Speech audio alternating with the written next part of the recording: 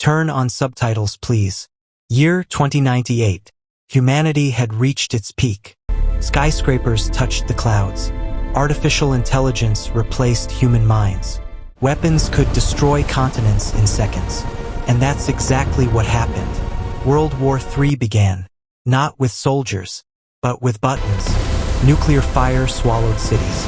Alien ships arrived, not to save humanity, but to observe its extinction.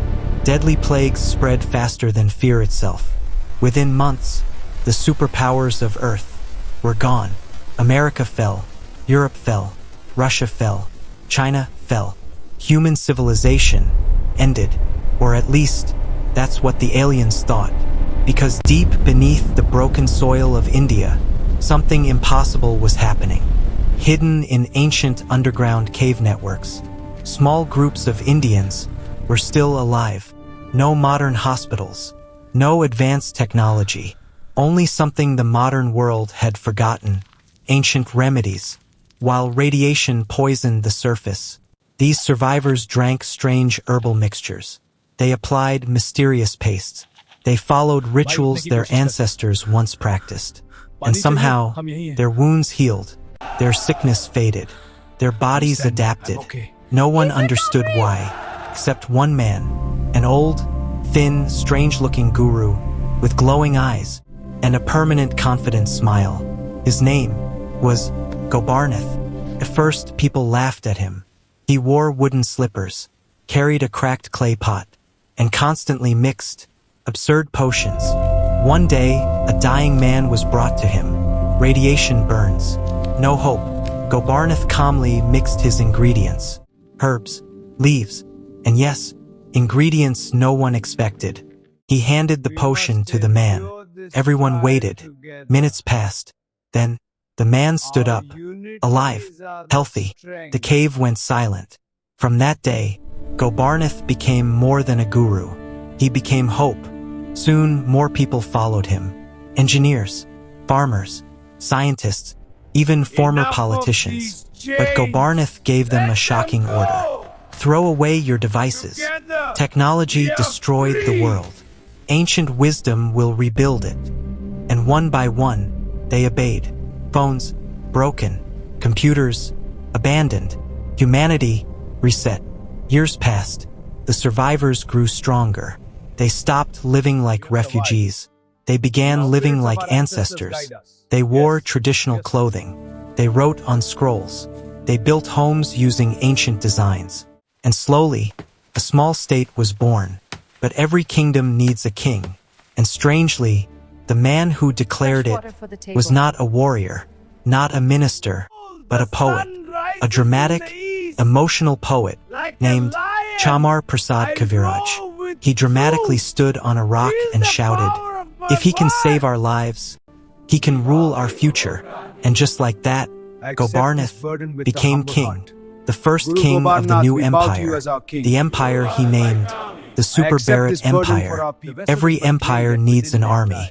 Gobaarnath chose his most unexpected commander, an old guru named Nathram.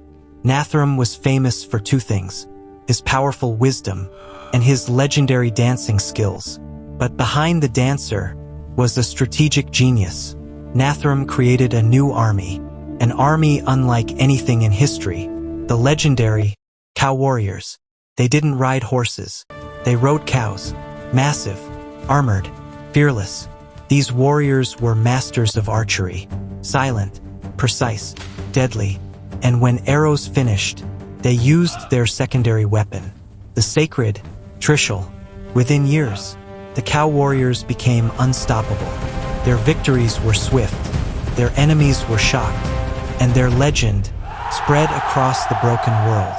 As the empire grew, Gobaarnath formed his royal ministry, each minister stranger than the last.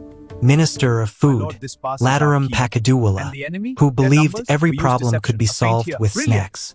Minister of Defense, Tikaram Flexibaba, who flexed his muscles before giving military advice. Minister of Science, Professor Jagadu Mishra, who invented tools using random scrap. Minister of Foreign Affairs, Selfie Devi, who insisted on taking portraits before every diplomatic meeting. And of course, the royal poet, Chamar Prasad. Even tax collection. The empire wasn't just powerful. It was alive. Soon, the Super Baraat Empire emerged from underground. They marched into the ruined western lands. Small surviving states fell quickly. Some surrendered. Some joined willingly. Some never saw it coming. The empire grew, but one state remained untouched.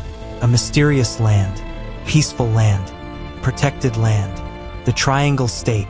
His king, Hogsun, he had made peace with alien leader, Vodim, and worse, another rising power, watched silently, the empire of Xina. They did not fear Gobaarnath. They prepared for war, and Gobaarnath smiled, because this was only the beginning. The Super Baraat Empire had risen, but its greatest war was yet to come. Turn on notifications and subscribe to What If Worlds, because in episode 2, the Cow Warriors will face aliens and the armies of Xina. The real conquest begins next.